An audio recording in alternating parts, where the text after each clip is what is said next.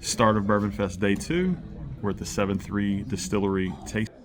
This is what we're going to be tasting today. Whiskey Tree, Bourbon and Rye, Bywater Bourbon, and this Bywater Straight Bourbon. So really excited to try all this stuff. And met a new friend. His name's Keith. Keith, you've had this stuff before, huh? Yes, I have. Which one's your favorite? Right now, I'm really enjoying both the Whiskey Trees. That's a new lineup to have. But I really enjoy the Bywater 4 grain too.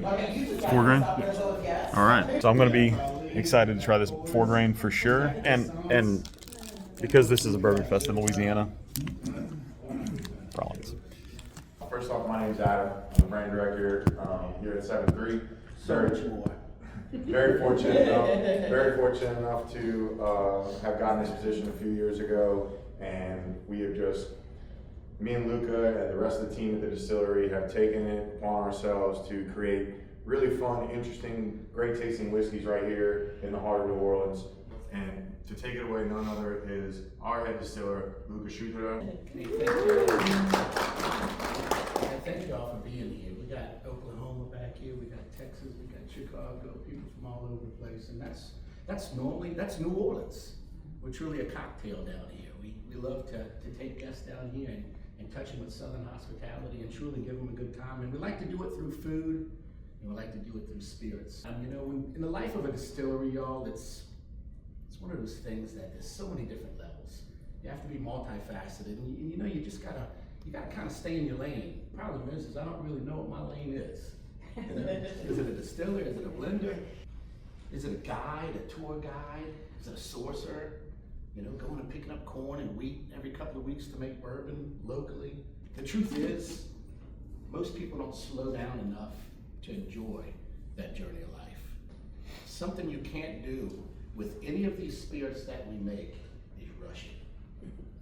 You have to slow down and let it become what it needs to become. She said, is this 7-3? What is 7-3? Some people consider 7-3 New Orleans.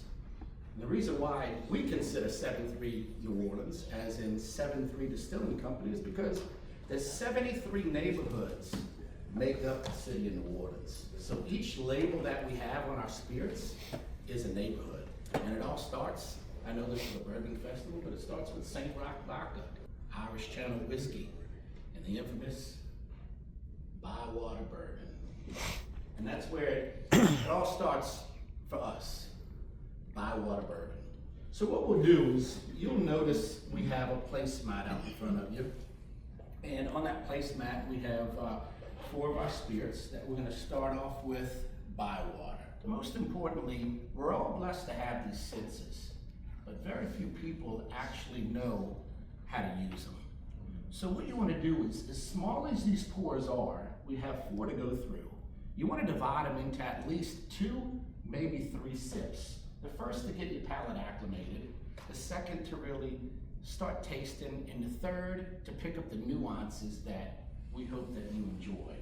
From right to left, so the tan label Bywater Wheated Bourbon. So pour that first pour into your Glencairns, the tan label, all the way to your right, tan label Bywater Wheated Bourbon.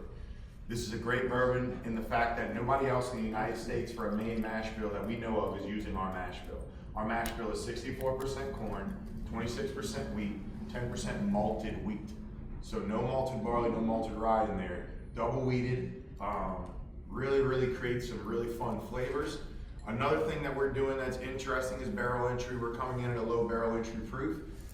So we're not getting these 140 proof hazmats that I know are very popular right now, but we are pushing the envelope on flavor and taste because of where we are on the map. So what I like to do is I like to look at it first. I see some guests, taking and swirling it. If you swirl, as soon as you get it in your glass, all that does is disrupt the spirit, it disrupts the ethanol. So a lot of times on the nose, you get that ethanol punch. You want to let it settle down after it's poured, and you want to look at the color. And then you go to nosing it. How do we nose, y'all? People nose differently. Down here in Louisiana, we like to do this. Left to right, right to left. And then we like to stick our tongue to the roof of our mouth and then go at it again. Left to right, right to left. Why? Because in Louisiana, We always have one side stocked up more than the other. Welcome to Louisiana. You from Louisiana, you know exactly what it's about. Cheers to everybody. 10 o'clock in the morning. Yeah. My first sip of the day. Haven't had. That's right, yes ma'am. Then we go in for our second sip, y'all. I don't want to spend all our time on our first pour. Go in our second sip and we kind of taste how it evolves, y'all. Evolve. This pour. So you're gonna get some tea, some really earthy tones. Think honey nut Cheerios mixed with a Rice Krispie treat. Kind of, it's got that weeded sweetness to it, and then you get those earthy notes from that malted wheat on the backside of it. On this third sip, and I always like to go in my third sip, allow it to go on my tongue and sit for a moment, but then lift my tongue up and allow it to go on the underside of my tongue and expose it to a whole new world. It's amazing how a 5-year-old bourbon aged in our heat and our humidity really takes on a lot of these older characteristics that you find in older Kentucky or Canadian whiskeys. But y'all came here to hear some New Orleans history, right? And how do we tie into the history of bourbon? Well, it all starts with our label right here, Bywater. We're located on the banks of the Mississippi River, y'all, down at the bottom, the base of the country. But Bywater means a lot to us.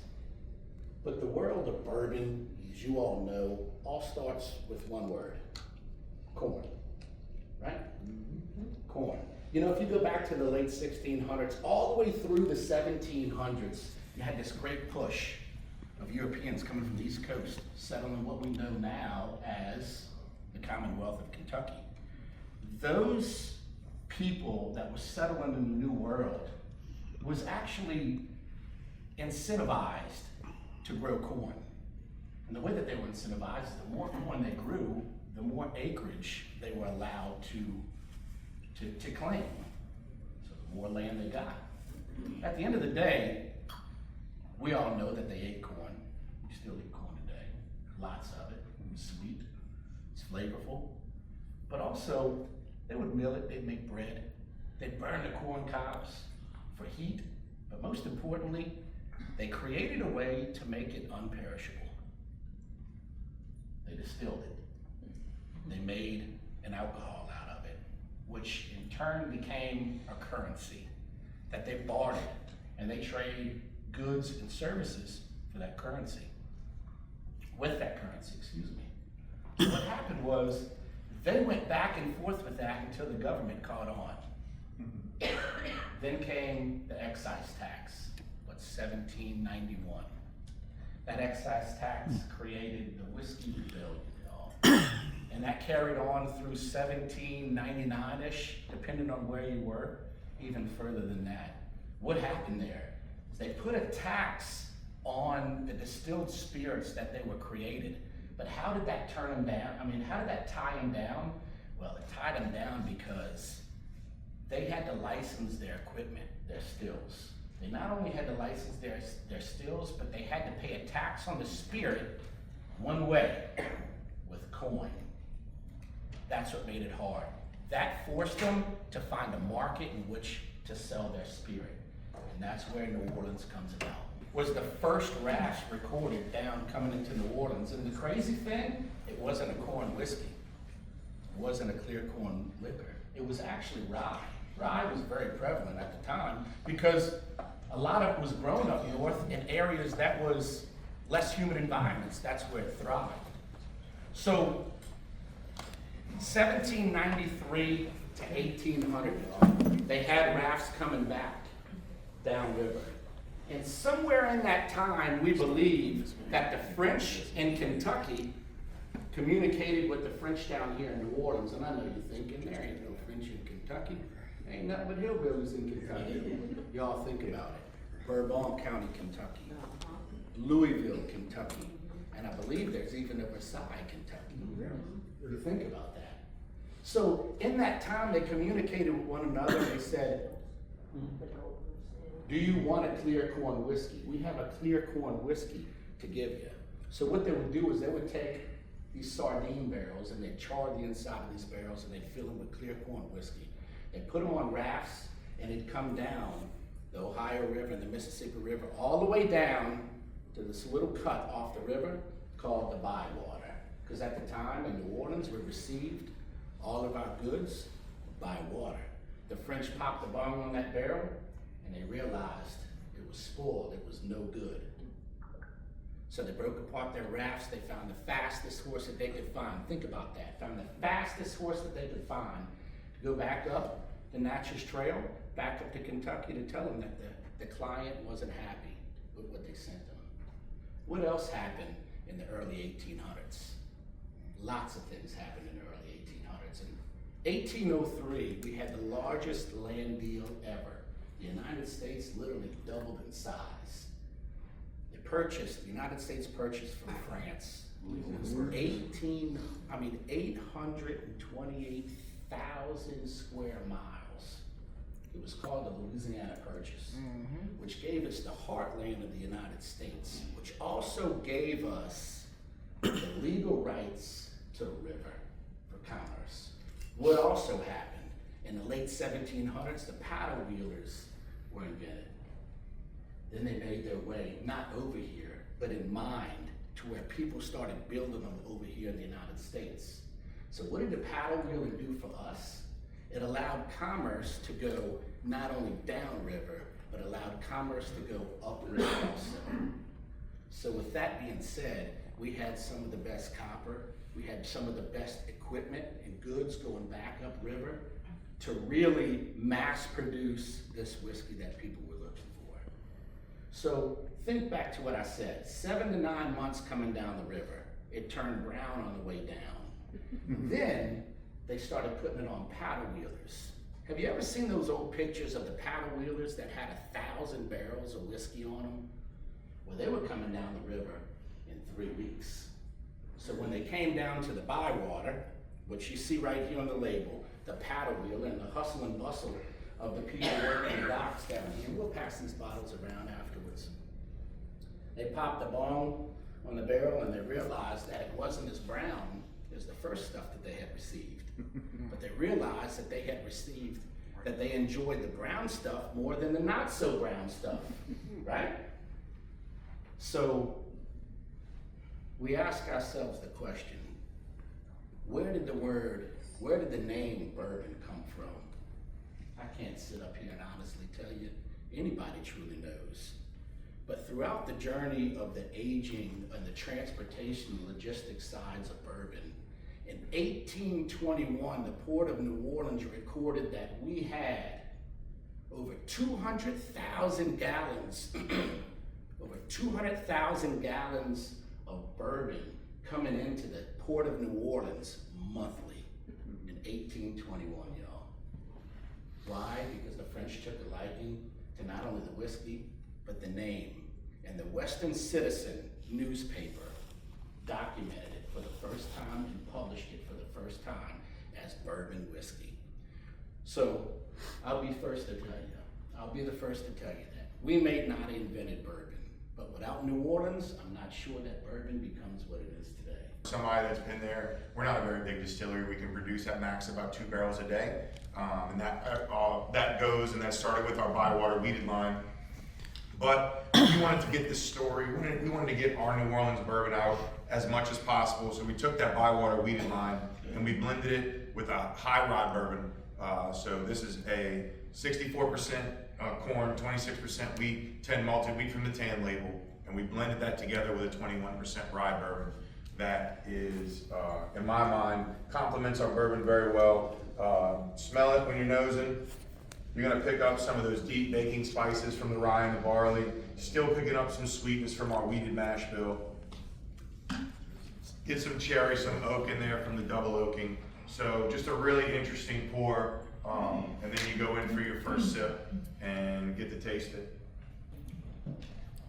So for those of you also who may not know, our master blender and Luca's mentor is Nancy Fraley.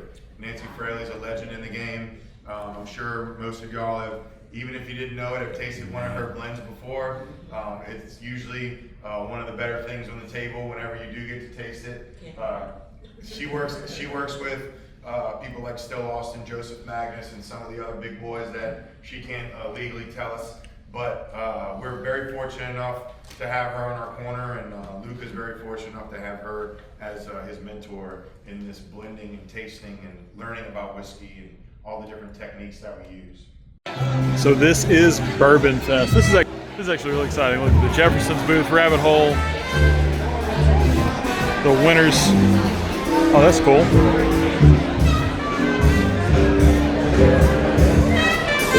Chicken cock. This is awesome.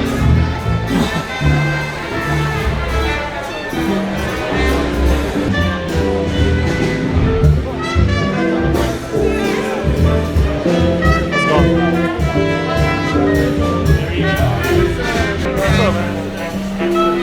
What's up? Same.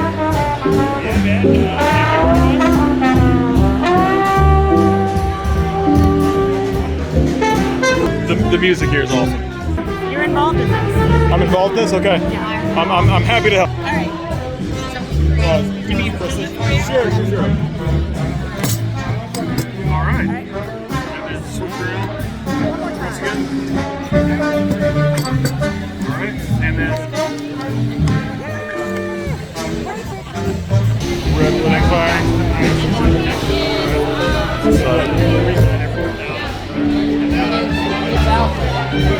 Dark arts. Honestly, I'm happy to see so many faces. I see a few people from the last year was our first year participating, and I did a presentation then, kind of just an overview of our brand and Redwood as a whole. We're going to do something a little bit different this year, but it'll be a good time to be had by all, hopefully, and we got some great whiskeys to share with you today. But my name is Lauren Patz. I've been distilling for over a decade. I've been in a couple of different distilleries, but for the past 4.5 years I've been a part of Redwood Empire whiskey. And I am the master blender there. I started off as the head distiller. I still run all day-to-day operations on the floor. So we were running about 2 gallons per minute on a head frame still. And now we are running about 18 gallons a minute on a Vendome column. And it is amazing. I've got a lot more logistics to figure out. You know, there's a difference between grain silos and grain totes. But it's been a fun transition. We're a little over 400 barrels production-wise in already for this year. And we were down pretty much the majority of January as we got resettled in as well. So we are from the Redwood Empire. Let's see, I think there's a slide here. Look at that, amazing. Which is conveniently highlighted here for you. It's right outside the Bay Area. Starts right outside there at Mare Island and, at Muir Woods, and goes all the way up to the Oregon border. And it is really where we get the inspiration for all of our branding. So all of the labels, all of the SKU names, Pipe Dream, Emerald Giant, Grizzly Beast, Screaming Titan, they are the names of individual redwood trees that have, lasted eternities, it feels like to me, but essentially 1,000, 1,500 years.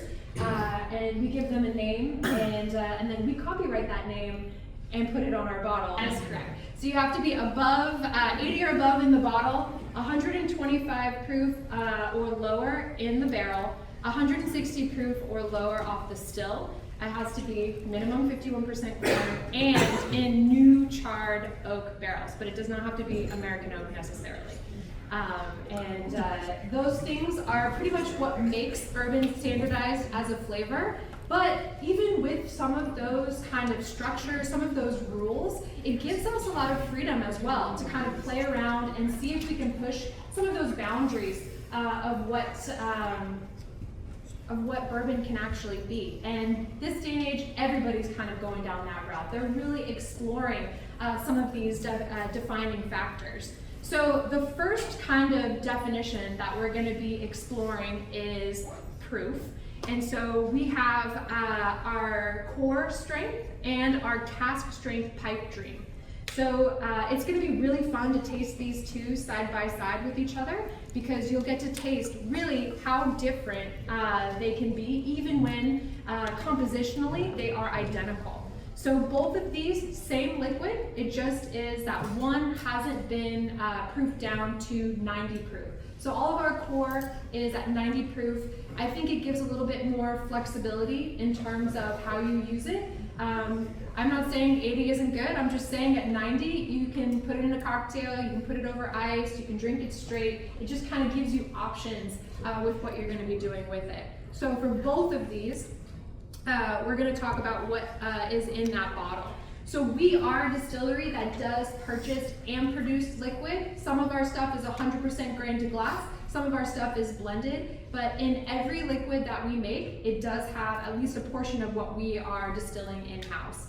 So this first one, the Pipe Dream, I like to think of it as a rule of fours. There are 4 grains in it, obviously corn, but our secondary grain for the most part is rye, although since I've come on board, I've slowly inched up a significant portion of the wheat content in our mash bill. So we do about 50% of our core bourbon mash bill is going to be around 18% rye, and about 50% is going to be about 18% wheat. But this is right around that secondary rye component, and then wheat and malted barley in there. And then it is also a 4-state blend. So California is what we are contributing to this, and then also Indiana, Kentucky, and Tennessee liquid will be in there. So you get a lot of different distilleries, you get a lot of ages. This is a 4 to 14-year-old blend. So there's some pretty significant ranges in there as well. And the goal with going so complicated on the blending side is to, one, kind of embody our point of view, which is really focused on blending and what you can do on the blending side of things, but also to have a very different flavor profile from what is readily available out there. Bourbon, I think in particular, can kind of rest in this samey space of really kind of chasing consumer palate. And bourbon for me, it's like sweet, it is soft, it is creamy, but then anything else that you build on top of that is kind of your personal interpretation of what bourbon should be. All right, so let's go ahead and take a little sip of the first one in front of you on the top left hand. For those of you who might not have a mat in front of you to help identify, that'll be the top left corner. So that, again, it's at 90 proof. I might just have a little bit myself. I mean, why not? We're here together to have a good time. What do we think? That's good. Excellent. Good. Wow. A+, that's what I heard. Very caramel forward. Right. Right. For me, like judging whiskey is almost entirely aromatics, other than texture. Specifically with bourbon, I think texture is such a key component to how enjoyable it is. And that is also why I think it's like easier for people to kind of get familiarized with, because it has that initial coating on the palate. It really protects your mouth so you can taste a little bit more. Rye doesn't have that fusel oil content that bourbon does. It has an earlier evaporation point, and that can distract from really tasting the entirety of the liquid. So we are only going to be tasting our bourbons today, but we do make a good amount of rye as well. So you are welcome to stop by at our booth this evening, and you can taste some of the ryes. Highly recommend. I am, you know, embarrassingly, I like a rye fiend. But yeah, pretty solid. I mean, this is our everyday offering. It's right around $35 on the shelf. Our goal here, having a perspective, being a little bit different, but also accessible from a price point and sipping space. All right, let's move on to that cask strength and see what you can come up with between these two. Who here is like cask strength only kind of person? Interesting. Close. I feel like if I would have asked that last year, I feel like a lot more hands would have come up.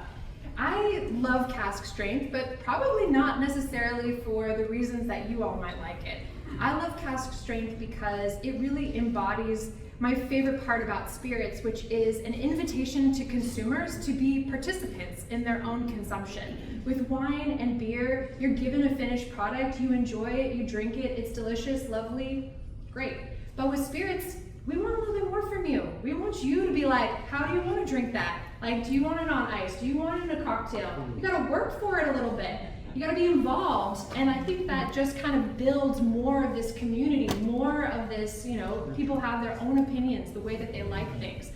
And what Proof does is you get to be the distillers, you get to be the blenders, you get to add a little bit of that liquid in there and kind of taste the rainbow of what that whiskey has to offer.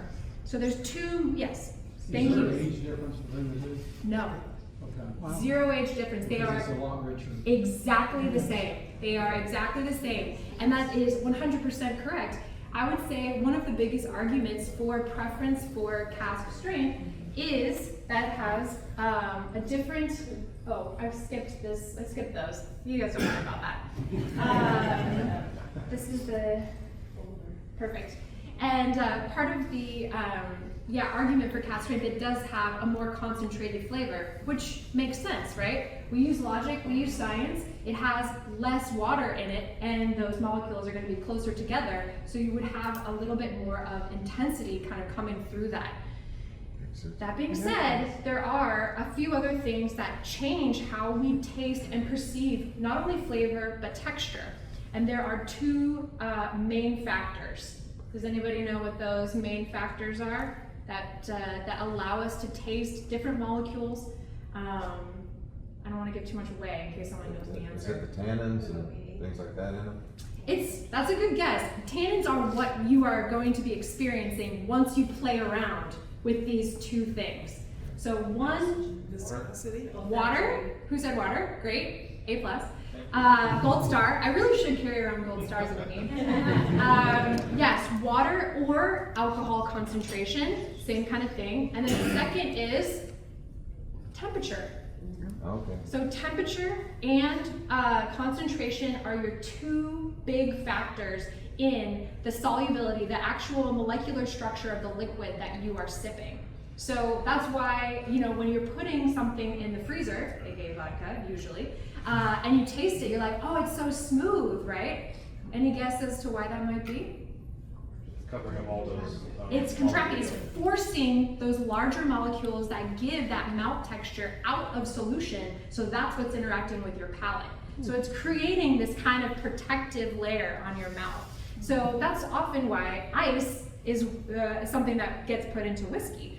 Personally, I never put ice in my whiskey because I am a control freak. I don't want the ice to decide how quickly that whiskey is going to dilute. But I have an ice cube on the side, and as that ice cube melts, I notice it melting, and then I'll drop a little droplet of water in there Cold water. as we go on, cold water, because then you get a double whammy. And I'm sure you've seen, especially when you're working with cask strength, when you drop that water in there, what do you see? You put a drop of water. Yes, you see an oil slick. Yeah. You see the evidence of those molecules falling out of solution as you are adding that water into it. And that is what changes the way that you actually taste, what flavors you're tasting. But for me, the biggest one is usually texture. But, you know, cask strength, it is an exclamation point on whiskey. And my favorite part about cask strength is, I mentioned before, my biggest factor when it comes to judging or from blending is aromatics. And because of that higher concentration of alcohol, there's less holding back those vapor molecules. So they just puff up into a beautiful little vapor cloud right on the top of your glass. And you get so much more when you're sniffing it that way. But on the opposite end of the spectrum, the downside, what do you think the downside might be? I mean, it might only be a downside for me, I don't know. You can't drink as much. It might numb your palate. Absolutely. The sensation of that higher proof alcohol might be a distraction from being able to taste some of the complexity that is concentrated there. So there is a balance. It just depends on how you're distilling your whiskey, how you're aging your whiskey, how much of what different chemical components you're allowing to come through. All of that is going to be a factor into how good or how high you can get that cask strength without it tipping over into the spectrum of having it be so sharp, so intense that your brain is only registering that sensation instead of the flavor of the whiskey in and of itself. All right, so between these two, first of all, different, Yeah. Yes. Crazy different, right? It's almost impossible to imagine that it's the same liquid. Yeah. What are you guys getting off of the cask that you aren't or are getting off of the core? Richer fruits and more spice. Mm-hmm. Yeah. I think that it's a little bit more of that estery note to it, a little bit more of the kind of fruity, floral aspects. Yeah, very floral. That's kind of our style in general, but I think it comes off even more, and it's because they are the more delicate notes. So those are the off gas that are coming at higher concentrations. So do you guys play around with the chars in the barrels as well? Like what the first one charred at? What's the second one charred at? Yeah. I could give a 3-hour talk specifically on barrels and barrel treatments. Yeah. And all of the barrels that we are using are charred and toasted. So obviously they have to be charred, right? Because we just knew that part of the definition of bourbon specifically is that it has to use char. Does anyone know why? Is it what gives it the color? To make sure. Does it have something to I do think there's some room for interpretation. I have my own opinion. Does it have something to do with the charcoal filtering process? Yes, 100%. Yes. Gold star. Gold star. That's- Platinum star for that one. Come That's on. my belief. That's my belief, right? Yeah. Is that so everyone's heard of like carbon filtering, charcoal filtering. That is what's happening in barrel over time. You create that alligator skin inside your barrel. It is chemically bonding out certain imperfections or just certain molecules, pulling them out of solution so that it doesn't end up in that finished product. That is why I believe that they are asking for that char. The other reason is because they want to create like a standardized flavor for bourbon so that consumers can, with some amount of reliability, believe that what they're getting, it will be a certain flavor profile. Yes? You said charred and toasted. I'm assuming you're using two separate barrels during the process. We're not. They are charred and then they're toasted. Someone told me, I can't remember the exact phrase, but it was like very, not disrespectful, but it was kind of like, what's the point if you're putting a char on a toast? And I'll tell you what the point is. So let's talk marshmallows for a second. Yep. Who here is like, I'm gonna stick my marshmallow right in that fireball, just like charcoal all around, and it is ice cold in the center. Yeah. Right? Yep. That's what a charred barrel is. You know, it's ice cold in the center of that wood. It's not having any penetration whatsoever. Has anyone been to cooperage before? Like a barrel cooperage? I mean, one of my favorite tours I've ever taken of all time was ISC. It's like the bowels of hell down there. It's just like fireballs kind of like whirling at you at every moment. But that's how fast it is. It's very fast, and they just kind of get that really intense char just on the outside, just the surface. So toasting. Who here is the most patient, gentle creature in existence? Just slowly rotating that marshmallow until it's gooey all the way. Just off the flame. Yes. So that is a toast, right? Low, slow, much deeper penetration into that wood, and you're causing more caramelization of what has broken down during that seasoning process on your wood. So for me, that's the difference between, and that's why you do both of them. But it is a good guess, because especially right now, toasted is a big topic, right? Toasting, and typically when we hear that now, it means that either it's been like double, it's like in the new char, and then it's been in a toasted barrel, or something kind of similar to that. But for us, it's the same barrel, it's charred, and it also is toasted. Cask strain, moving on.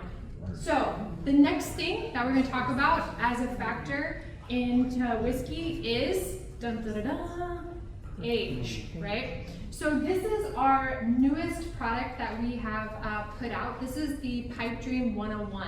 It is not the same as the first two in terms of the components that are in it. It's delicious though. Thank you. I appreciate that. I've had it. Yeah, I agree. So the Pipe Dream 101 is, I would say, like the true meaning of what a distiller select kind of blend is. It has a much higher concentration of our own distillate in it, and it has a much higher concentration of older distillate in it. It is at 101 proof, so not quite as high as that cask strength, but not quite as low as that 90 proof. But you'll be able to taste how different a few tweaks in the source material can kind of impact that flavor. And you know, everyone asks, like, is the end goal to be 100% your own distillate? And we will always have products that are 100% our own distillate, but as a blender, I'll be honest, I kind of enjoy having access to different liquid to be able to play around with.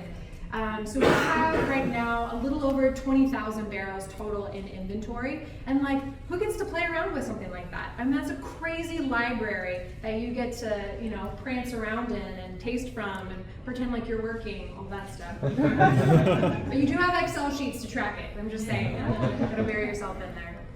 Out for me. Yeah. It's gonna be a weird tasting note, but it's like it's the caramel, the butterscotch, the pecan sandies candy. It tastes like my grandma's purse. I like it. Someone, you know what? You're not the only person to have said something like that. Someone said it tastes like an antique store, Okay. Okay. which is pretty much a grandma's purse. I was told that the wheat is added to your mash bill less for flavor, more for texture. Is that correct? Can you speak on a little about that? You have the perfect segue for me, because we're going to be going into the wheated bourbon next. So that is going to be, well, we'll do Screaming Titan first. So this is our wheated bourbon, and it's a really interesting conversation, and I would say yes, but also. Wheat is there for texture, and for me specifically to lighten some of that viscosity that you get from corn. Corn is so aggressive when you use it in any concentration in your mash bill. It's so rich, it's so thick, it kind of overpowers everything else and can make it, again, that samey flavor profile.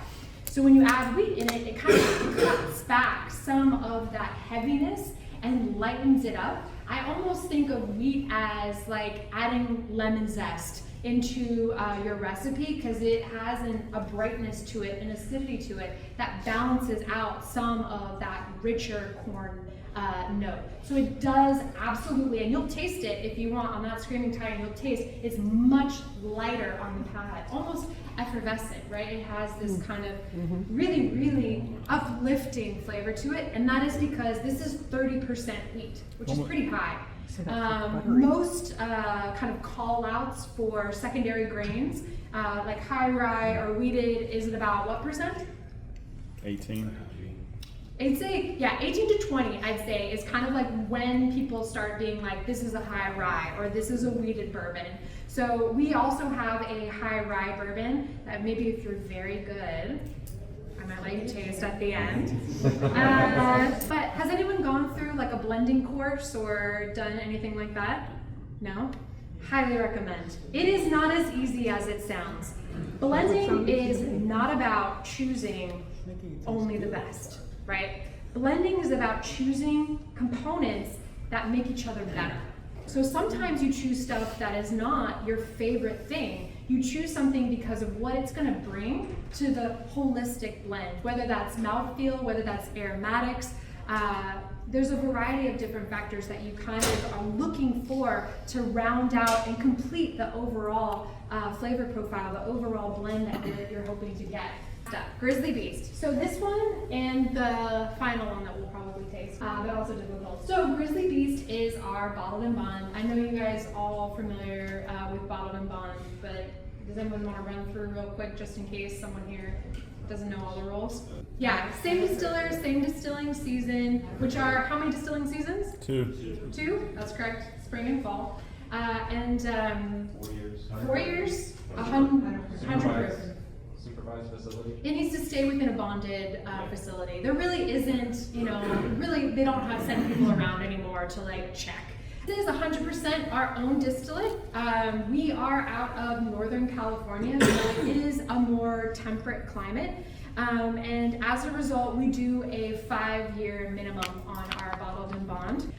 So this was distilled in spring of 2019. So this is our release for last year. And every year is different. The year before this one was actually a 5 grain Bourbon. Does anyone want to guess what that 5th grain? Oats is such a great guess, but it's not oats. I've only ever had one person ever guess it. Rice? Triticale? Quinoa. Yeah, it's triticale. Did you have it? Yes. Yeah. What was it? It's triticale. It is triticale. Triticale, I'd say, is like one of my all-time favorite grains to work with. It's a hybrid of wheat and rye. It's a fun one. But so this is the 4th round of that. I do think that it has gotten a little bit better. Part of that is because we have more inventory to pull from as they start ramping up in production. And so you have a little bit more inventory to pull from. But again, it's at 100 proof. And there's one note, I would say, in all of our grain to glass distillate that's pretty prevalent. I don't know if anyone can pick it out. Mango's a good guess. It's kind of similar to mango. I think of it as like cherry cola. It kind of tastes like a cherry cola. We got the Devil's Tower. Is it up here? This as well is 100% our own distillate. This is our high rye mash bill. So it is a barely legal bourbon at 51% corn, 44% rye, and then I think it's like 2.5%. I don't know. You guys can do the math of wheat and malt bourbon. So what's interesting is I think it's pretty different from Lost Monarch. So Lost Monarch is a blend of rye whiskey and bourbon, and as a result, I think that the texture is quite different than this. But you're right, when you think about it, you're like, oh, those should be somewhat comparable to each other. I was saying 44%? Yes. Is that it? Yeah. 40, that's up there. But you'll find this is still quite soft for that high of a concentration of rye. Still fairly gentle. This is, again, it's a 5-year in cask. And this is a blend. So you'll kind of taste some of that sharpness has been rounded down by choosing specific casks. This is 99 proof. I don't know, did anyone hear why 99 proof is my favorite proof? That's one of them.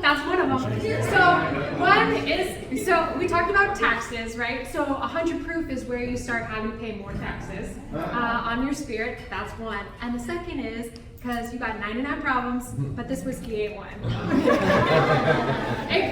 You get a gold star. One of the big questions is usually like, can we come and visit? And to be honest, up until this year, I had to say no because our facility was super industrial, honestly not a safe space. It's hard to find. And Maryland's very cool, so we do the new distillery that we have is at Maryland. It's the Old Savage and Cook Distillery, and we are now open to the public for tours, for tasting. So if you ever find yourself out that way, give us a visit. It is a beautiful facility. There's like Navy, ex-Navy facility in San Francisco, Yeah. Bay Area. It's where all the nuclear subs got built and then also, is it birthed? Is that the right terminology? Of course, thank you.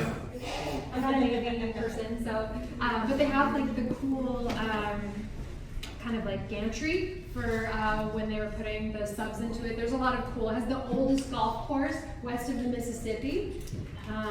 There's some fun stuff there. It's a cool place. You can take a ferry from San Francisco there. A lot of those barrels are finished barrels, wine finished whiskeys, weren't they? The Savage and Cook stuff. So for finished stuff, I mean, it still has to go into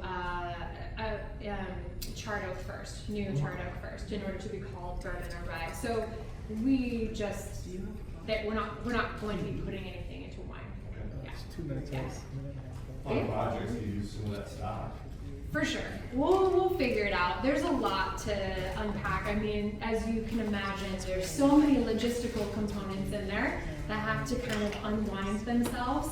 But it is so exciting. I mean, after a decade of like hard work, I mean, really trying to prove that we deserve. We've kind of gotten a space that I think we can really grow with and do some cool stuff with. Yeah. For sure, yeah. And we have like a tasting room and kind of thing which you can move product in a different way. Two things that a blender tries to do is add consistency and uniformity to products. So when you buy it the next time, it tastes the same. And so that's what a primary responsibility of a blender is. But the secondary thing that a blender does is create new products. Because the sum of all the different whiskeys is better than any individual part. So you can make something truly unique through the blending process that you can't replicate through any individual whiskey. So that's kind of the creative part and the innovation that I like about it. I'm going to answer the second part of that question first. So I was at Jim Beam Institute conference last year, and I was sitting around a round table with the head of Maker's Mark, Beam Centauri, and kind of what you just said too about consistency being the mantra of it. Well, I don't blend for consistency. Every single one of my products is going to have its unique signature to it. Every batch, every barrel, you better get it while you can, because I'm not going for that same profile. Like everything is either cask strength, and I think that's where we kind of dial in with the artistry of it. I view myself as an artist, and whiskey is my medium. Well, I'm Mark Carter, and I started in the wine business, and I started blending wine. So I like different flavors, but I want them to be somewhat consistent. When you taste an Old Carter, you probably will know it's Old Carter. My name's Sean Josephs, the founder and master blender for Pinhook. First and foremost, I want to say something very important, because I live here. Welcome to New Orleans, best city in the world. Love it. I think we could get more applause for that. Yeah. And I learned the two most important things in my life in that moment, right? One was I love the restaurant industry. I just love the energy, the camaraderie. I love being in that environment. And number two, I learned do not work at your wife's restaurant. So then I went to work at other restaurants. I became a sommelier. That's a very fast track version. I worked at some very fancy restaurants like Per Se, which at the time was the best restaurant in the world. Saw the world of wine from the highest level. And learned something also very important.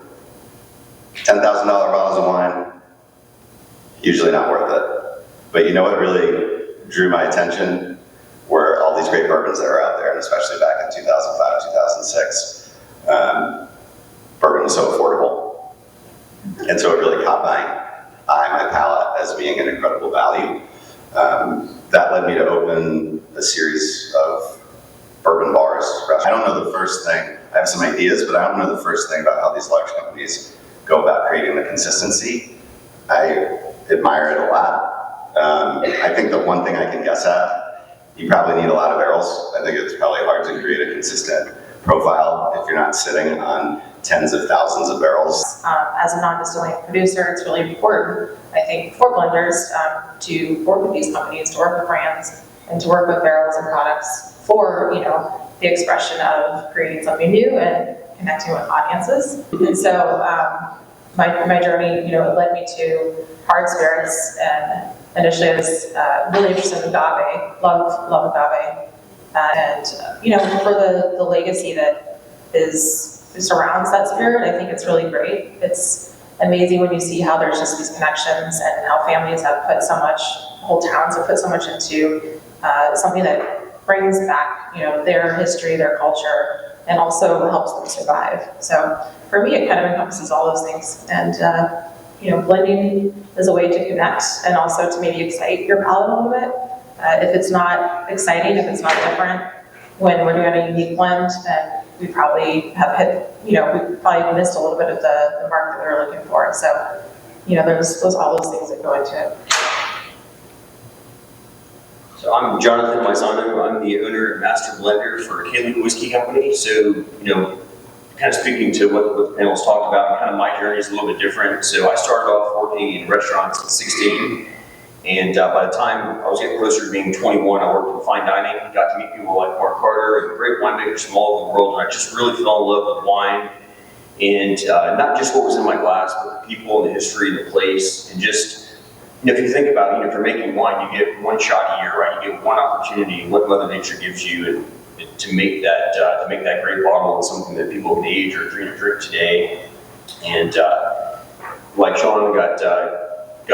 sommelier certified first level with the Quartermaster sommeliers, just really pursued, honing in my own palate on studying aromatics and flavor profile and what stood out to me and how to identify those things.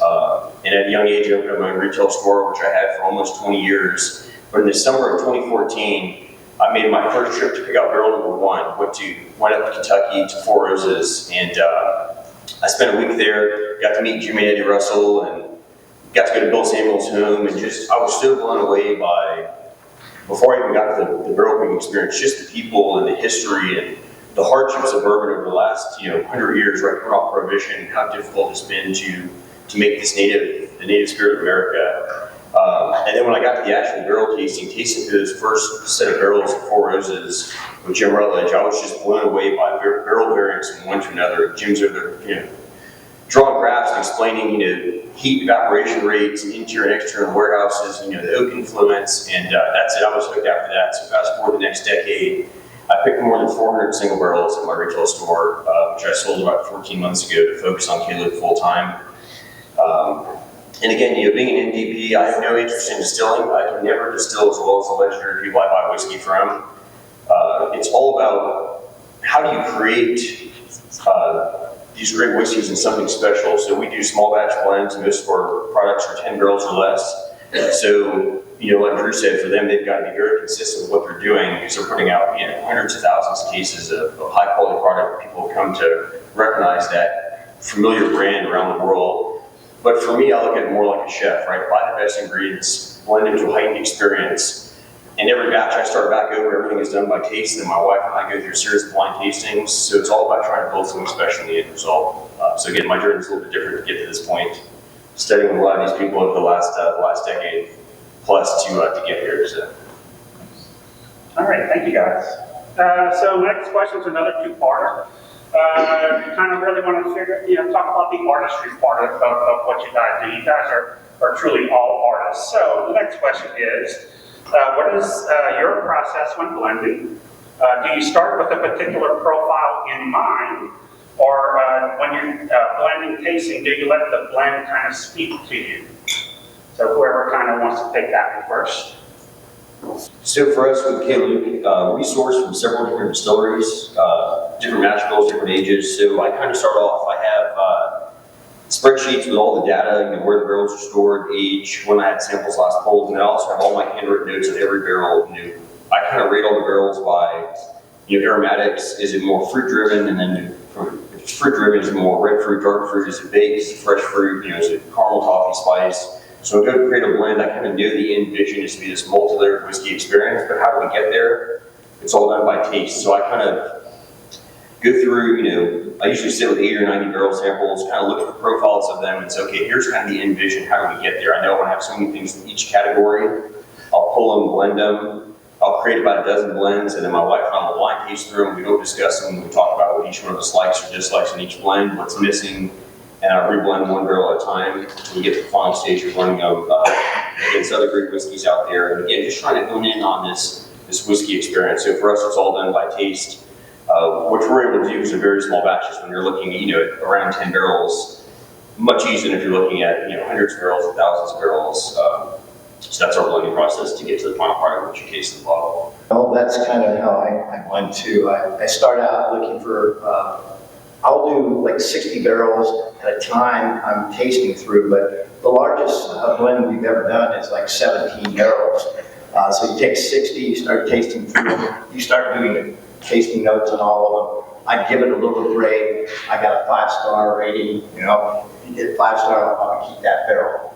You can take 2 5-star barrels, put them together, and you probably may have crap. It doesn't always work. So it's a lot of just putting those barrels together. We know that we're going to do 17 barrels for American whiskey. That's what I'm blending right now. I've got 2, batch 14 and 15. So I'm looking for that every time I blend. Mouthfeel is really important to me. That richness, that coating in the mouth. That makes for, in the wine. It's not, I hate thin wine, I hate thin whiskey. I hate when it's just alcohol. I can do 130 to 140 proof American whiskeys, but I think everybody that drinks it thinks it's about 110 because with the blending process, with the barrels I do use, and doing all the double barreling that I do with the different char levels and different coopers that I like to use, it really balances out that alcohol and takes that and smooths it out and rounds out the edges. So that's kind of how I blend what I look for each time I make a batch. Hopefully,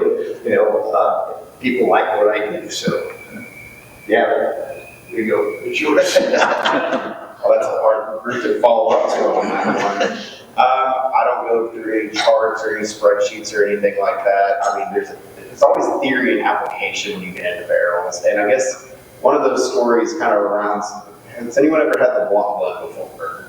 So the blunt blend was my response to a cigar batch because I don't smoke cigars, I smoke weed and I smoke blunts. And the way that one came up was it was just a stupid joke in the warehouse. We tried probably hundreds of combinations, just like, hey, this is the blunt one, this is the blunt one. And we sat down one day and we were like, man, we haven't tried the Armagnac rye whiskey and the beer finished yet. And then it was just kind of like that aha moment. So when I was putting that batch together this year, I mean, we were importing these barrels from Europe or aging this whiskey. I mean, there's an idea of what it goes into, but honestly, when you sit down and you're trying to hit this target goal, this case volume that you want, I'm not going to just follow that method. I'm going to do what our spirit is coming through and telling me how to work with it. With just not meeting a taste profile, and we do have a lot of barrels. We probably have about 2 million barrels now.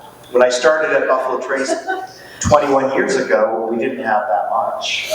We've been very successful though, based on our approach, obviously, but I learned my craft through bigger companies like Diageo and Seagram. You guys are all too young to hear that name, right? I guess the first question is, what is the product that you created that you're most proud of? And the second part of that question is, what bottle do you have at home that you won't open?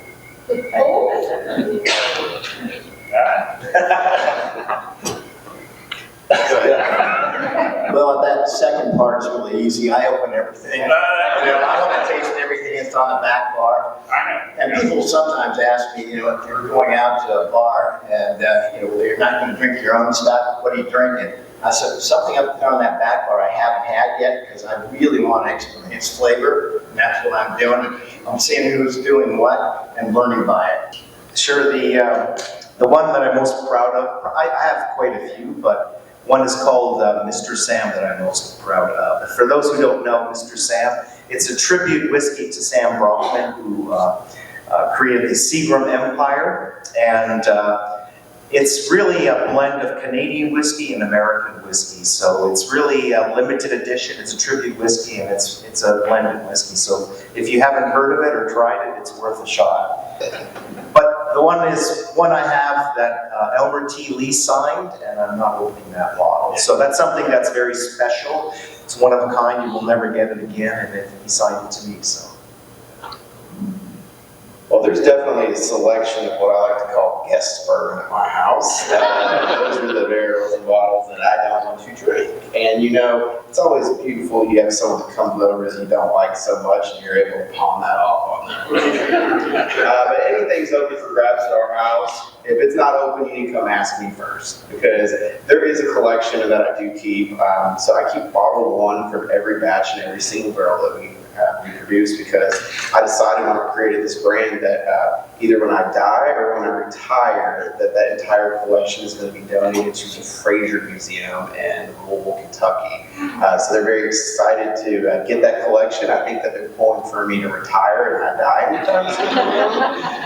But one thing that I'm super proud of, and this one isn't even in the bottle yet, I guess you guys have probably heard some of this, the buff turkey stuff. Maybe you could talk about those barrels a little bit more, but we curated some of those and we got engaged this year. So we had our tasting panel present everyone's top 2 favorite barrels to my fiance, and we created a 3-barrel blend of that whiskey that went into a beautiful Armagnac cask. We're going to age that up to be 17 years old, and that's going to be the wedding barrel. So it's fun putting that together with the team and us having that as a special barrel for us, and love Armagnac, so it's nice to go in and check on that one and see how the progression of that's going.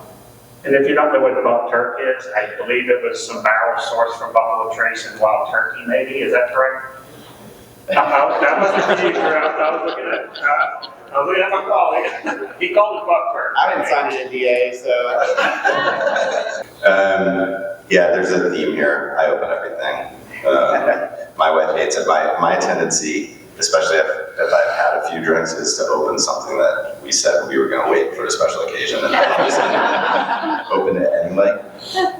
So I don't really have any bottles at home that I won't open. Probably my most prized limited bottle open at home is a 1979 Wild Turkey. Came in a baccarat crystal bottle with a wooden chest called Captain's Decanter that my dad gave when I turned 21. He was a kid growing up. My parents grew up in New Haven, Connecticut, and then moved to Reno.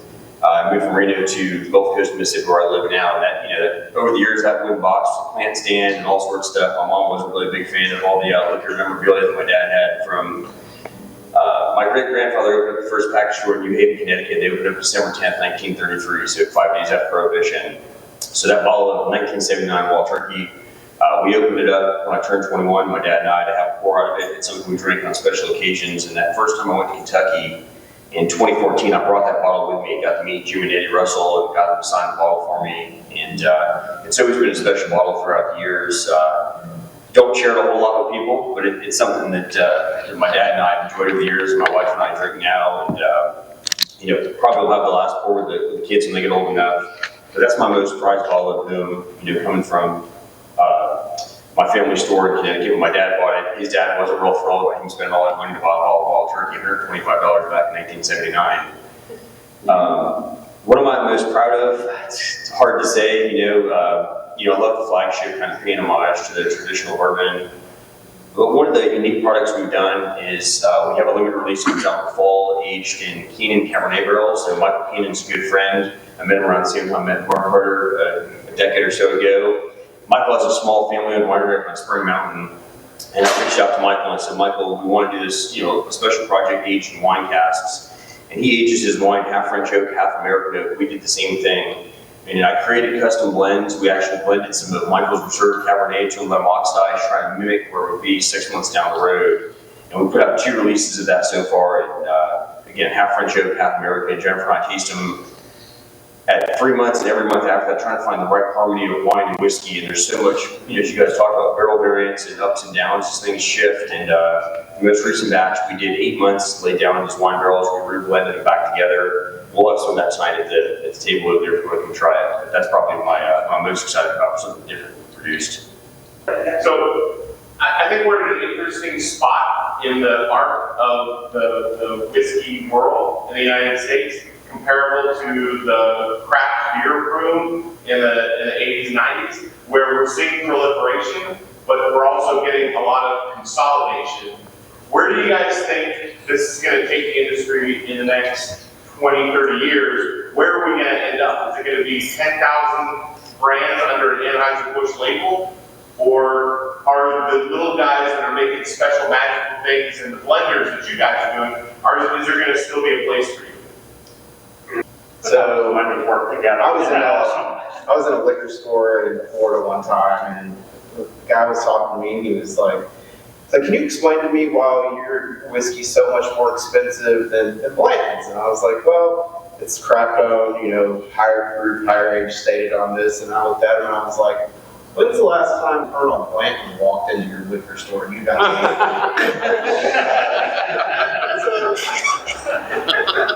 right? So it's buying into who the producer is. You're buying into the culture of my brand. You're buying into my artistry. And I think that that's where you're going to see it so successful. I mean, there's like a good friend, Royce Neely. It's these characters out here that build the story and take that on with them. I mean, it's people that are out there hitting the market, doing market work, doing the branding, like working in the blending process of it, and you engaging with us, and then you go home and you try that whiskey, and you're able to carry on that story, your interpretation of that experience. So I think that you're going to see rise and falls of different brands over the years.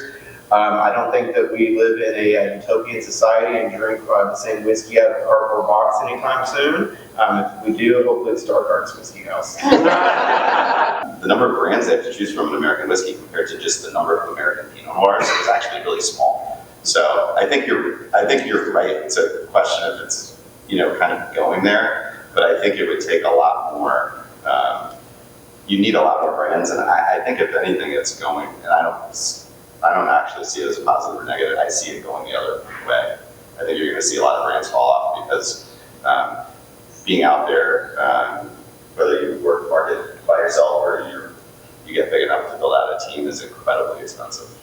And so there just aren't a lot of people that have, there aren't a lot of whiskey companies that have the capital to get out there and do the thing. So we'll see what happens. How do you feel the industry has changed over the last 10 to 15 years? And what do you think the future holds for us? You've seen the most, so I'm gonna let you go first. So is these people here at this table, but blending is going to come on a lot stronger. Because when's the last time you heard people in the bourbon industry talk about blending? Not too many people talk about blending, especially the big guys. And so you're going to see more of this blending gain credibility, I think, in the years to come, because I think it's time for it. Because you can get intricate, delicate, complex flavors through the art of blending. And in the past, it was always about the mainstream brands. Stay the same, it's consistent, but blending can give you new and unique products. The future is at this table sitting here with the blending process, because we can give you new and unique flavors that you can't get through mainstream.